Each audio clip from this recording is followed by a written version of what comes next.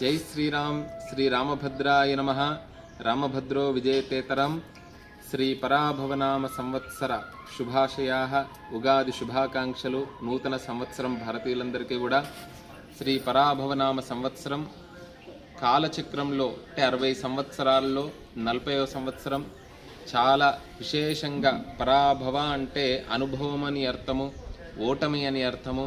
అంటే అనుభవం అంటే అనుభవం పెద్ద గురువు అని మనకు నానుడి.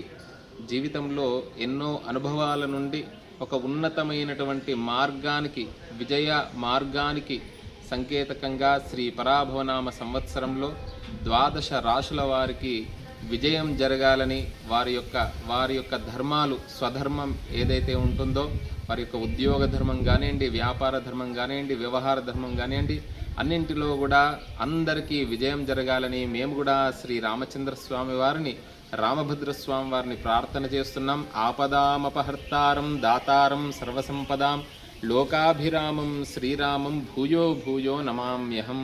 అలా రామచంద్ర స్వామి వారు సర్వ సంపదలు ధర్మ మార్గంలో వెళ్ళేటువంటి వారికి ప్రసాదించాలని.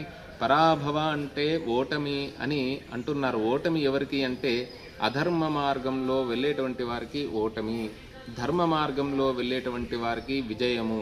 అలా ఎన్నో అనుభవాలతోని ఎన్నో ఓటమి అంటే చాలామందికి ఎన్నో అనుభవాలు అవుతూ ఉంటాయి. అలాంటి అనుభవాలతోని ఎటువంటి తప్పు చేయకుండా, ఎటువంటి పొరపాటు చేయకుండా జీవన విధానాన్ని ఎంతో ధర్మబద్ధంగా సత్యం వద, ధర్మం చర, మాతృదేవో భవ, పితృదేవో భవ, ఆచార్య దేవో భవ అనేటువంటి మన పెద్దలు ఏ విధానంగా సూచించారో, మన తరతరాలు కూడా ఏ విధానంగా జీవనం సాగించారో, ఏ మాయలకు కూడా లోబడకుండా మనకు గురువులు ఆదేశించినటువంటి మార్గంగా పురాతన నుండి ఏ గురు సంప్రదాయం వస్తుందో అలాంటి సంప్రదాయాలను పాటిస్తూ మన యొక్క కులదేవతను, ఇష్టదేవతను, అదే విధానంగా తల్లిదండ్రుల్ని గౌరవిస్తూ రామభద్ర స్వామి వారి యొక్క దివ్యానుగ్రహానికి పాత్రలు కావాలని మన రామభద్ర క్షేత్రంలో కూడా ఈ పంచాంగ పఠనము, పంచాంగ శ్రవణము భక్తులు చేయవలను. పంచాంగ పఠనం అనేటువంటిది వేదమూర్తులు చేస్తారు.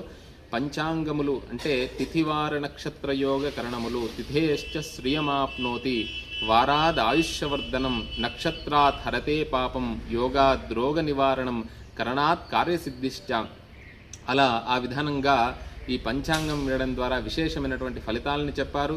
ప్రతి పంచాంగంలో మొట్టమొదటగా అద్భుతమైనటువంటి శ్లోకం ఉంటుంది. ఈ శ్లోకాన్ని చెప్పిన తర్వాతనే పంచాంగ పఠనం ప్రారంభం చేస్తారు వేదమూర్తులు.